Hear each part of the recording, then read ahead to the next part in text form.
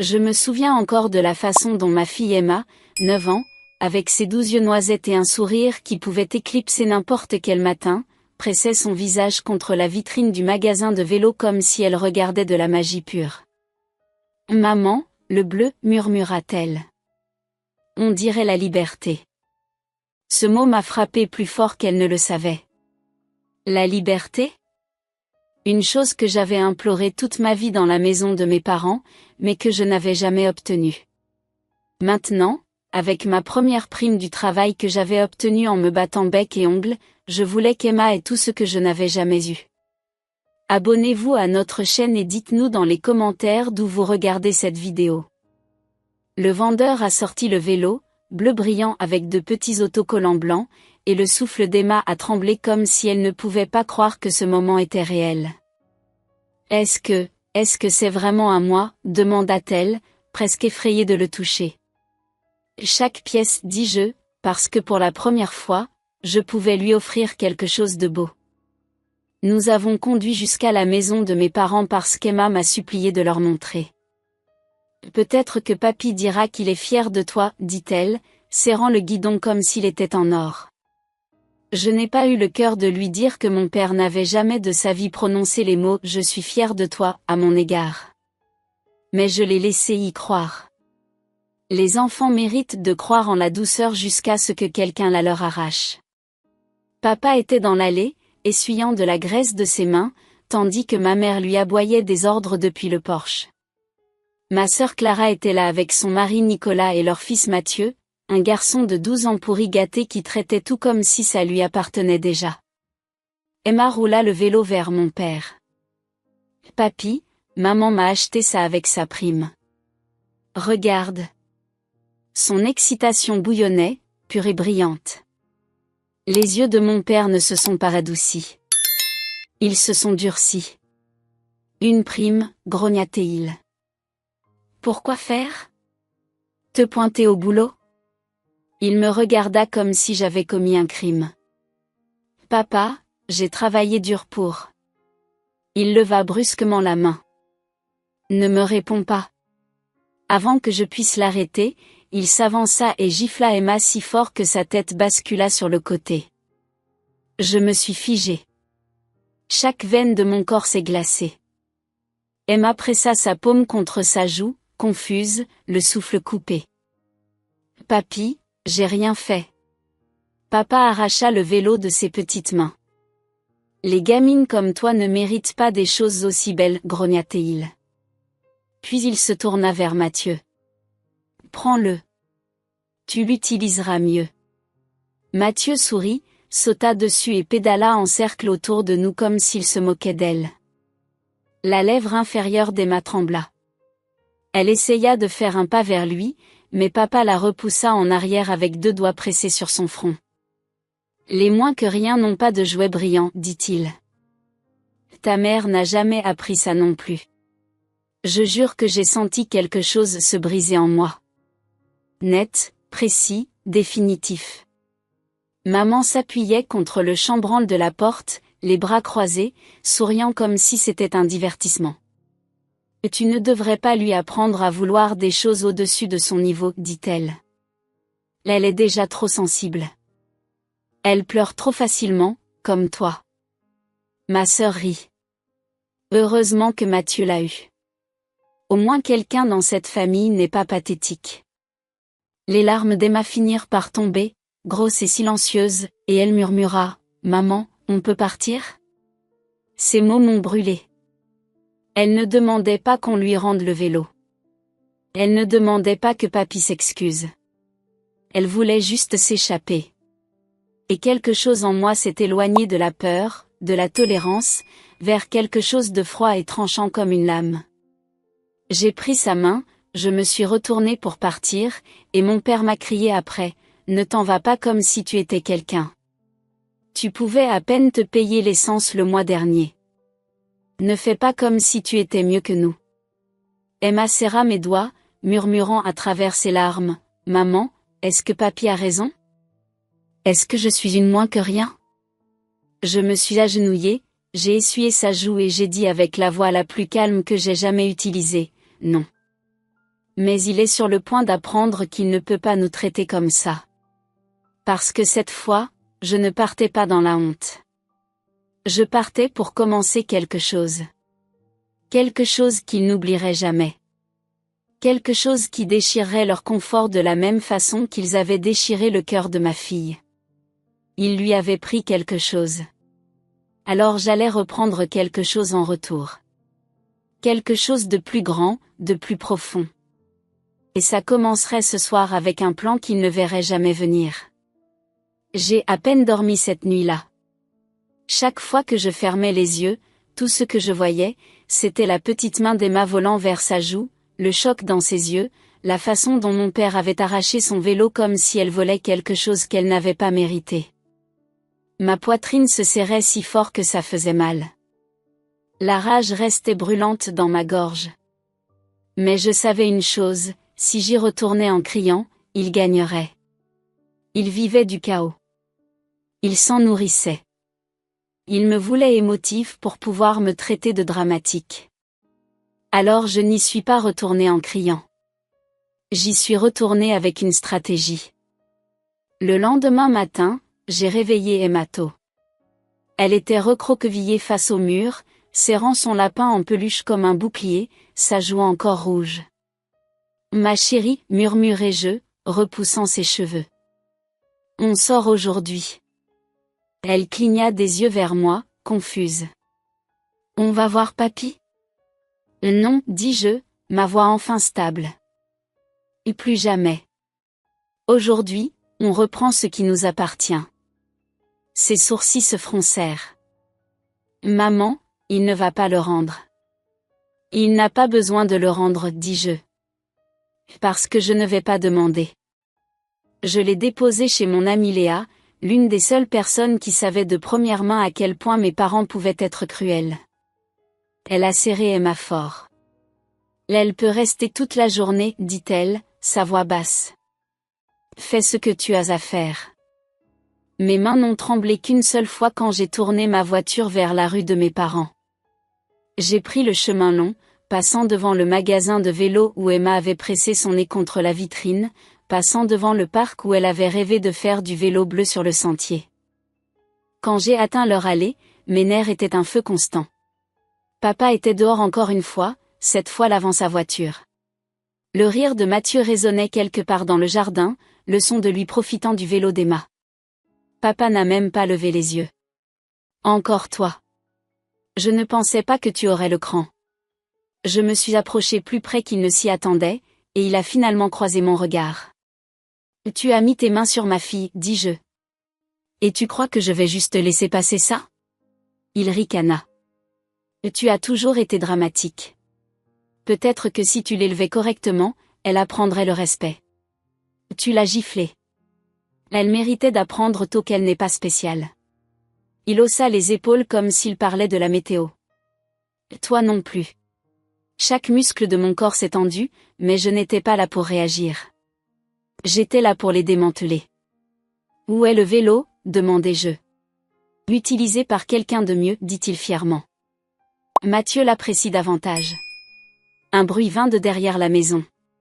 Une roue raclant. Mathieu criant de joie. Puis l'incontournable fracas de métal sur le bitume. Je ne me suis même pas retournée. Je n'étais pas là pour ça. Au lieu de ça, j'ai marché vers la maison. Maman est sortie comme si elle avait attendu, bras croisés, visage pincé. Oh, regardez, dit-elle. La déception revient. Tu es là pour pleurer à cause du vélo? Pathétique.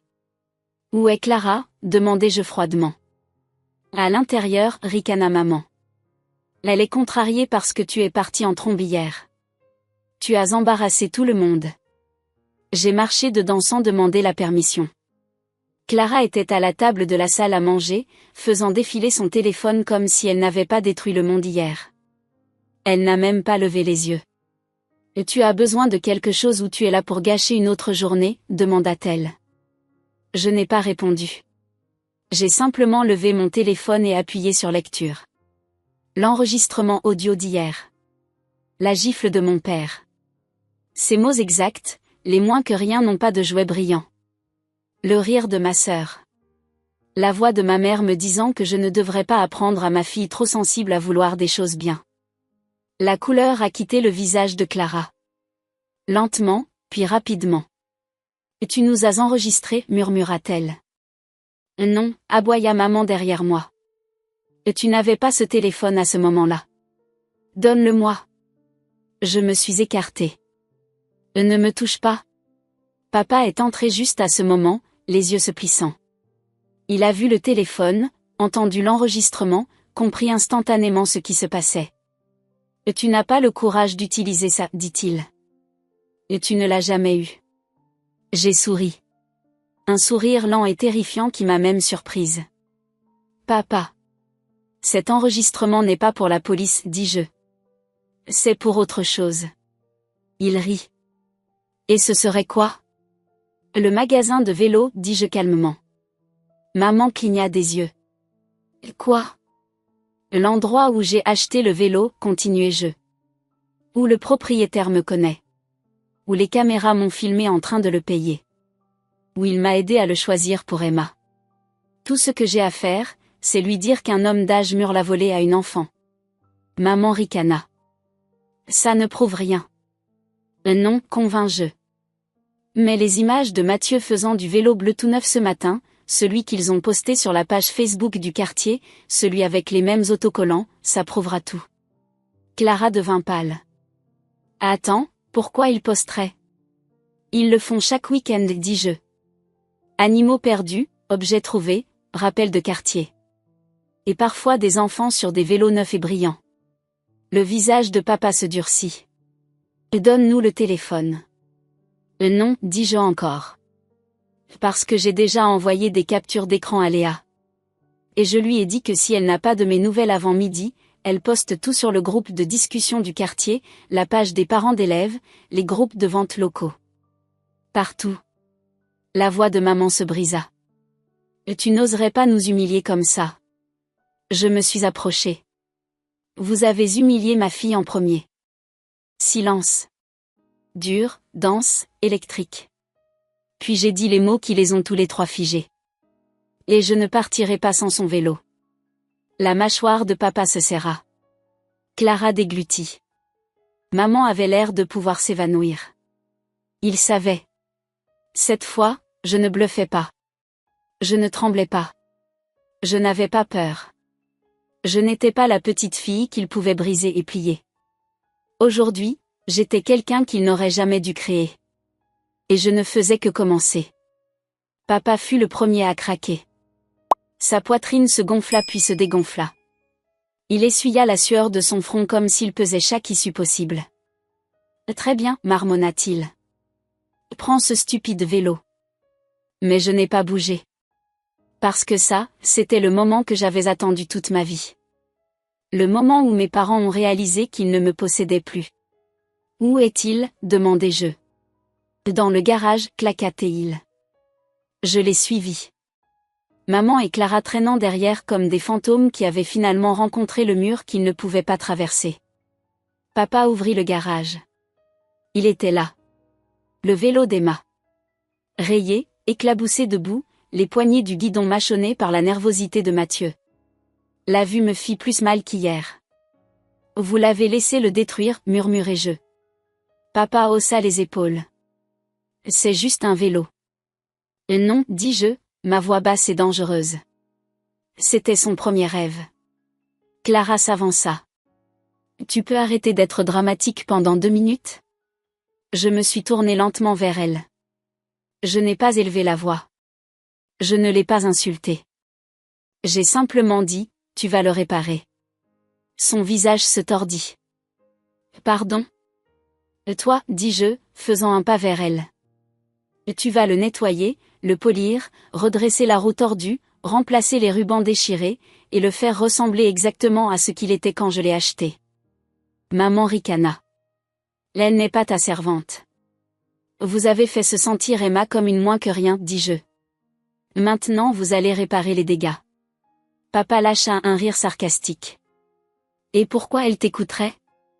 J'ai sorti mon téléphone de ma poche, tapé sur l'écran. Un fil de message avec la directrice de l'école apparut. Le visage de maman se vida instantanément. Tu n'as pas fait ça. Oh, si. La directrice n'était pas juste une administratrice scolaire. Elle était la présidente de la nouvelle coalition anti-harcèlement de la ville. Elle prenait les plaintes de la communauté extrêmement au sérieux. Tout ce que j'ai à faire, dis-je, c'est lui envoyer le clip de vous trois traitant ma fille de moins que rien, la frappant, prenant ses affaires et riant de ça. La voix de maman trembla. Tu as dit que tu n'irais pas à la police. Je n'ai rien dit à propos du conseil d'école. Clara plaqua une main sur sa bouche. Ils vont exclure Mathieu du sport. Il va perdre sa place au centre de formation. Et ton travail au cabinet dentaire, ajoutai-je. Je suis presque sûre qu'ils ne veulent pas d'employés qui agressent des membres de leur famille. Maman murmura, tu bluffes. Et c'est pour voir. Le silence trancha la pièce. Puis, juste comme ça, papa craqua encore. Clara, claqua-t-il. Va nettoyer ce foutu vélo. Clara ne bougea pas. Papa attrapa son bras. Maintenant. Elle tressaillit et courut à la salle de bain pour prendre des produits de nettoyage. Les larmes se formaient déjà. Pour la première fois de sa vie, elle était forcée d'affronter des conséquences. Je suis restée là et je l'ai regardée frotter chaque centimètre du vélo. Regardez ses mains trembler. Regardez sa respiration s'accélérer. Maman planait près de la porte, murmurant, « Dépêche-toi. Dépêche-toi avant que quelqu'un ne voie. » Papa me fusillait du regard comme si je l'avais trahi. Mais je ne ressentais rien. Parce que pour une fois, c'était eux qui avaient peur. Quand elle eut fini, le vélo avait l'air presque neuf. Pas parfait, mais presque. Eh bien, dis-je. Maintenant, excuse-toi. Clara se figea. Quoi? Tu m'as entendu.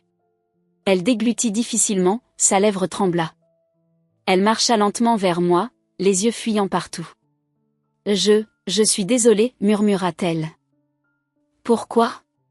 Elle cligna des yeux rapidement. Pour avoir frappé Emma. Pour avoir pris son vélo. Pour l'avoir traité de... Elle s'étrangla. Je ne l'ai pas aidée. Elle força les mots à sortir. Pour l'avoir traité de moins que rien. Je n'ai pas souri. Je ne me suis pas adoucie. Je n'ai pas pardonné. J'ai simplement hoché la tête, pris le vélo et me suis tournée vers la porte. Maman attrapa mon bras. Attends. Tu vas envoyer cet enregistrement à la directrice? Je l'ai regardé droit dans les yeux. Ça dépend. De quoi, murmura-t-elle. De si vous me contactez encore, moi ou ma fille. Maman déglutit. Donc on ne peut pas la voir. Non, dis-je. Vous avez perdu ce privilège hier. Papa s'avança. Tu ne peux pas faire ça. On est de la famille. Vous avez cessé d'être de la famille au moment où tu as giflé une petite fille de 9 ans et donné son cadeau à quelqu'un d'autre. J'ai marché vers la porte. La voix de maman se brisa derrière moi. Alors c'est ça? Tu nous coupes les ponts? Je me suis retournée et j'ai dit la dernière phrase que je leur dirai jamais. Vous ne nous avez pas perdus aujourd'hui. Vous nous avez perdus il y a des années. Aujourd'hui, c'est juste la première fois que vous l'avez remarqué. Et je suis partie. Emma attendait chez Léa. Quand elle a vu le vélo, propre, poli, beau à nouveau, tout son visage s'est illuminé. Maman, cria-t-elle, courant dans mes bras. Tu l'as récupéré. J'ai embrassé son front. Il est à toi, ma chérie. Pour toujours cette fois. Elle est montée dessus, vacillant un peu, puis a ri. Tu l'as réparé? Non, murmurai-je, la regardant pédaler sur le trottoir, les cheveux au vent, la joie renaissante. C'est toi qui m'as réparé.